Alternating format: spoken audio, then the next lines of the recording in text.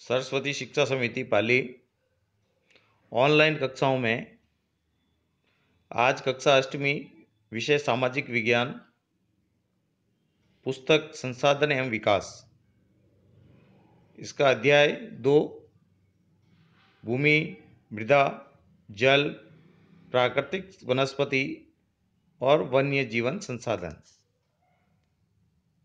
हमने गत कालांशों में भूमि, मृदा, जल के बारे में अध्ययन किया था।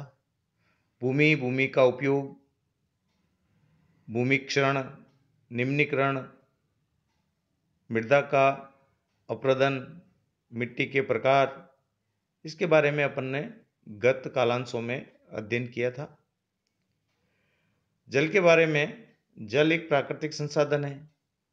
गत कालांश में अपन ने पढ़ा था कि भूपृष्ठीय जितना क्षेत्र है पृथ्वी का, उसमें 3/4 भाग जल है और इस 3/4 भाग जल की राशि में से अधिकतर लवणीय जल है। अलवणीय जल उसकी मात्रा मात्र हम उपयोग में लेते हैं 1% है। इस प्रकार अपन कह सकते हैं कि जितनी पृथ्वी की भूपृष्ठीय सतह पर जल उपलब्ध है, उसका अलवणीय जल बहुत ही सीमित मात्रा में है। यह एक जल चक्र के माध्यम से हमें प्राप्त होता है। अपन जानते ही हैं, जल चक्र यानी जल का एक चक्र चलता रहता है, जिसके तहत जल वाष्प बनकर समुद्रों से बादल के रूप में ऊपर उठता है। वर्षा होती है, वर्षा के वर्षण के कारण जल का बहाव होता है, नदियाँ आती है। नदियों के द्वारा जल कुछ भूमिगत स्रोतों में चला जाता है और कुछ वापस महासागरों में जाता है और ताप और वायु के कारण वाष्प बनती है और ये वापस जल में परिवर्तित होके हमें उपलब्ध होता है। अतः ये जल चक्र निरंतर चल रहा है। यह एक नवीकरणीय प्राकृतिक संसाधन है। लेकिन जिस गति से विश्व की जनसंख्या बढ़ रही है और जितना जल का दोहन उपयोग हो रहा है, उस गति से जल का नवीकरणीय बढ़ नहीं रहा है, क्योंकि जल जितना उपलब्ध है वही रहेगा, हम उसको बना नहीं सकते। प्रकृति के द्वारा जितना मिल रहा है वही हम उपयोग ले सकते हैं। तो जिस गति से जनसंख्या बढ़ रही है, उस गति से जल बढ़ नहीं रहा है, उपयोग बहुत बढ़ रहा है। इस प्रकार हम कह सकते हैं कि जिस गति से हमें जल का उपयोग चाहिए, उसकी उपलब्धता हमें उसके अनुरूप नहीं मिल पा रही है। क्यों नहीं मिल पा रही है?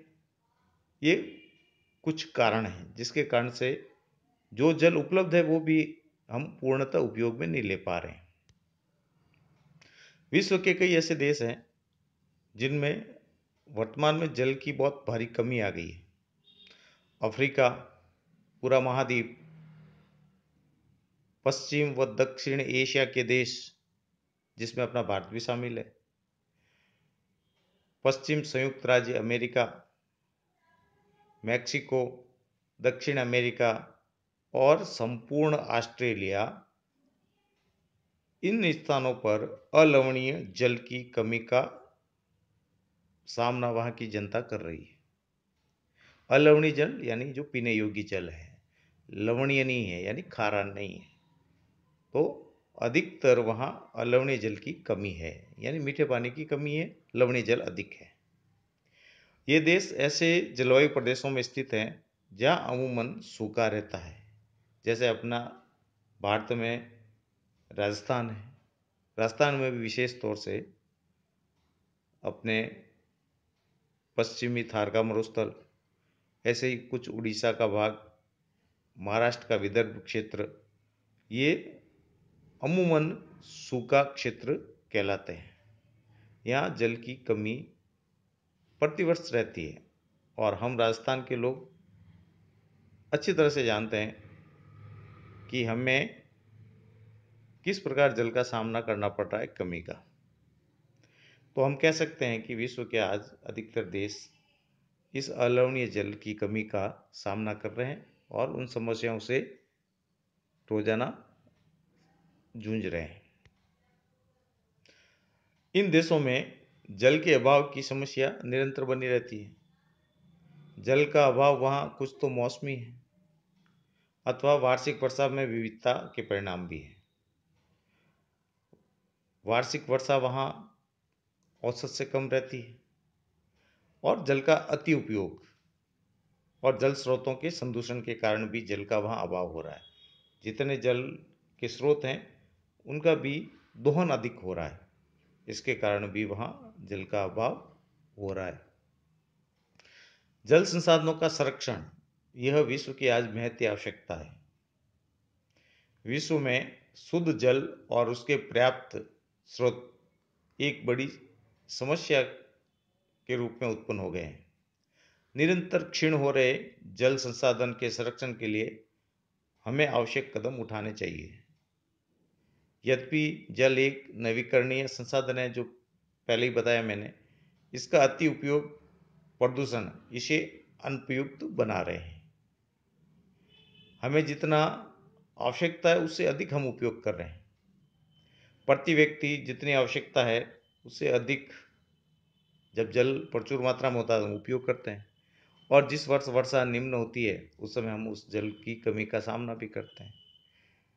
तो ये जल का अति उपयोग आप देखते हैं, जब मोहल्ले में पानी आता है लोग किस गति से अपने घरों को धुलाई के लिए जल चल रहा है, कुछ नल खुले पड़े रहते हैं। पिछले वीडियो मैंने बताया था, एक नल टपकता है, वर्ष भर अगर टपकता है तो 1200 लीटर पानी व्यर्थ जाता है। तो जब मोहल्ले में पानी आता है आप देखते होंगे कुछ नल वैसे ही चलते हैं, जिनके मकान बंद है उसके अंदर से पानी आता रहता है और वो निरंतर बहता है। तो ये क्या है? जल का अपव्यय है, और इस अपव्यय और अति उपयोग के कारण हम जल की कमी का सामना कर रहे हैं। अशोधित या आंशिक रूप से शोधित वाहित मल, नालियों के अंदर मल जिसको डायरेक्ट छोड़ दिया जाता है, कृषि रसायनों का विसर्जन और जल निकायों में औद्योगिक बहिस्राव, जहाँ जल स्रोत है, नदी है जो बहकर आती है, तो उसमें उद्योगों के अपशिष्ट पदार्थ नालों के रूप में आते हैं। अपने आसपास पाली है, हमने देखा पाली के पास ही एक नदी बहती है, उस नदी के अंदर अधिकतर पाली की फैक्ट्रियों का रसायन युक्त पानी प्रवाहित होता है। उसका कारण क्या हुआ? उसके कारण पाली के आसपास के क्षेत्र में भूमिगत जल वह सब रसायन युक्त हो गया है। वो न पीने के लिए उपयोग में ले सकते हैं, न खेती के लिए उसका उपयोग कर सकते हैं। इस प्रकार वह अनुपयुक्त हो रहा है। इन रसायनों का विसर्जन, जल निकाय और औद्योगिक बहिस्राव जल के प्रमुख संदूषक हैं। इनमें शामिल नाइट्रेट धातुएं और पेड़ कीटनाशी जल को प्रदूषित करते हैं।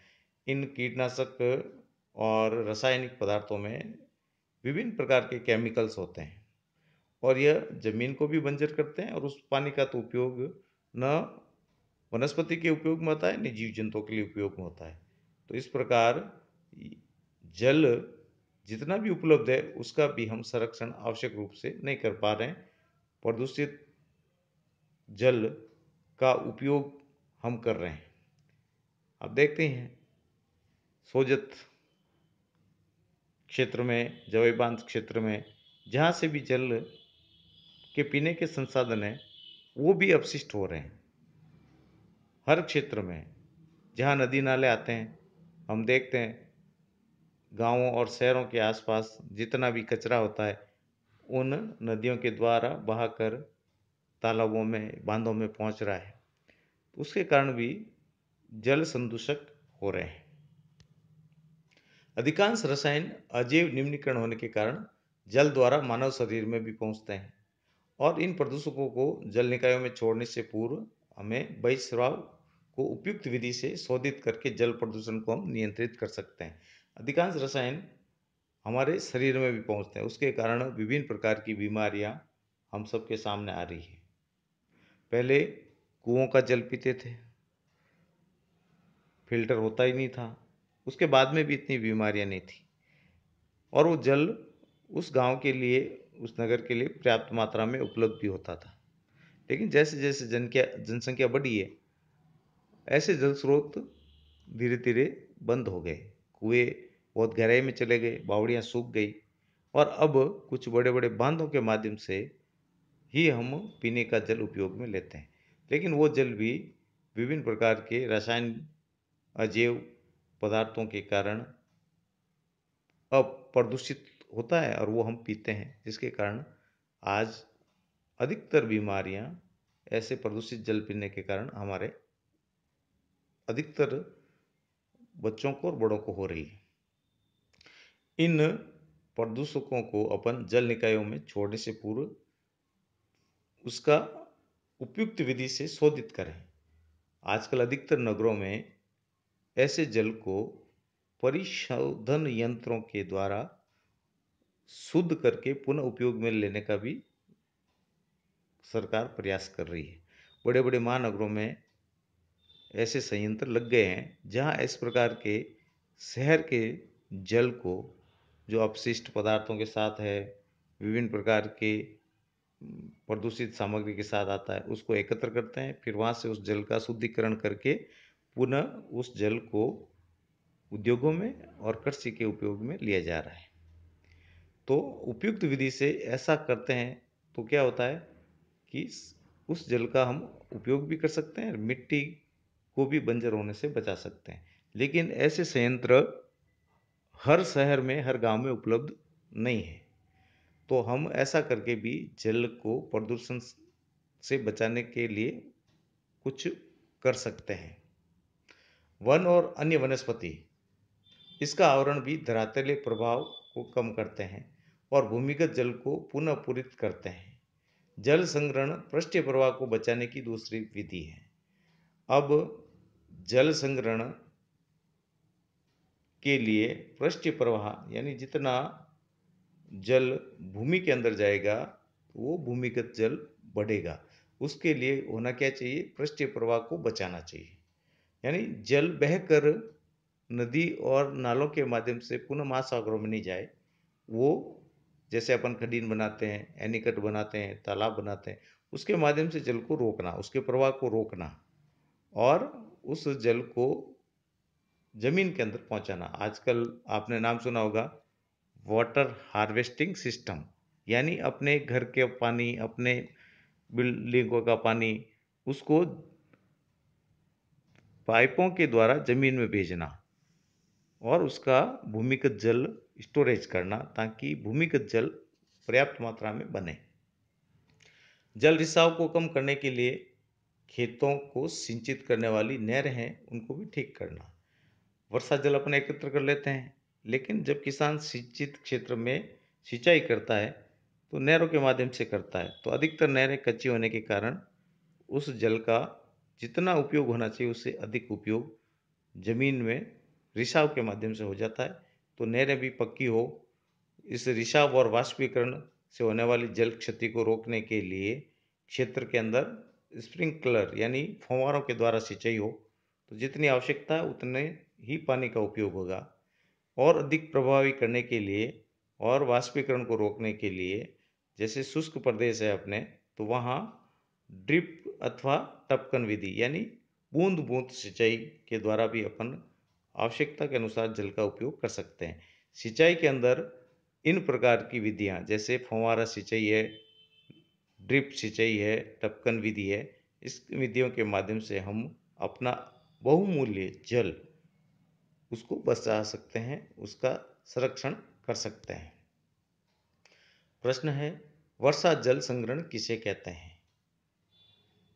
उत्तर लिखना है। वर्षा जल को विभिन्न तरीकों से, जैसे छत के पानी को अपने घर के अंदर टांके बनाकर, पूरे गांवों का सामूहिक टांका बनाकर, तालाबों के द्वारा, खेतों में भी मेड़ बनाकर पानी रोककर एकत्र करना, यह वापस सिंचाई या पीने के लिए उपयोग में लेना, इसको हम कहेंगे जल संरक्षण। तो आज अपन ने इस जल के बारे में पढ़ा। विस्तृत रूप से आप कुछ और अध्ययन के लिए अपनी संसाधन विकास पुस्तक का भी अध्ययन करेंगे, और सरकार के द्वारा जो नियमित रूप से निर्देश आते हैं जल संरक्षण के, उनका भी पालन करना। हमारे घर के अंदर भी कोई नल खुला ना रहे, कोई नल टपक रहा है तो हम समय पे उसको ठीक कराएं। अब बारिश का मौसम है तो हम भी इस अमूल्य प्राकृतिक संसाधन का संग्रहण करें। हमारे घर के अंदर भी पानी के टाँके बनवाएं, वाटर हार्वेस्टिंग सिस्टम करें, और वृक्षारोपण करके भी हम जल और पर्यावरण का संरक्षण कर सकते हैं। धन्यवाद।